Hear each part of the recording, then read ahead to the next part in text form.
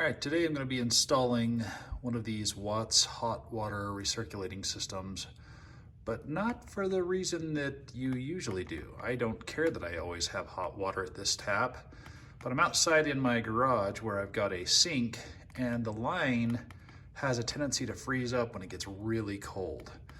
So I got this thing today, open it up, and it's got this bag of parts in here.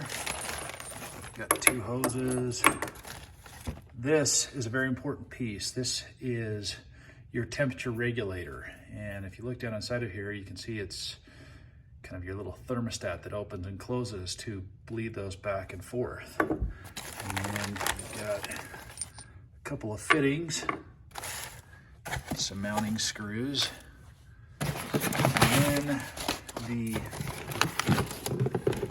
pump itself, which has that fitting that screws on the bottom and the piece where your existing hose from your water heater goes in the top.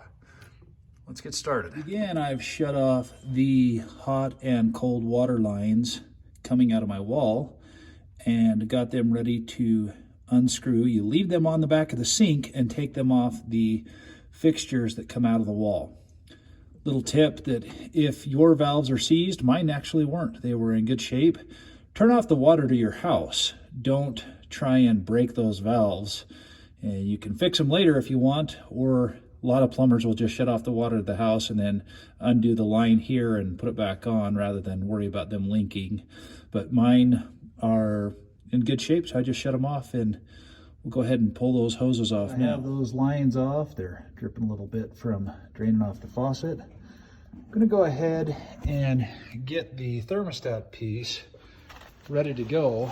And to do that, I'm going to grab those two lines that they sent and these two fittings and get them on here. These fittings I'm going to put on the top here to go to those existing lines from my faucet, because my faucet has the smaller fittings, and take these other lines and put on the thermostat and get it ready to go into the lines that I just took off the wall. These lines tightened up. It's a little hard to see, but your hot goes in on the left and out on the left, and the cold goes in on the right and out on the right, respectively.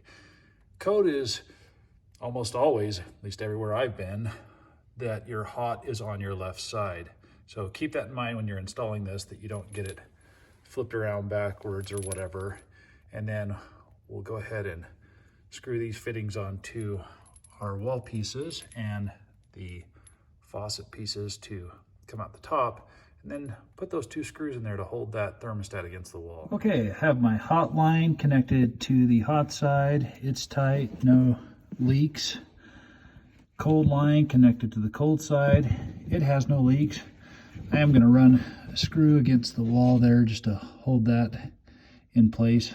Haven't done it yet, but that's not super exciting.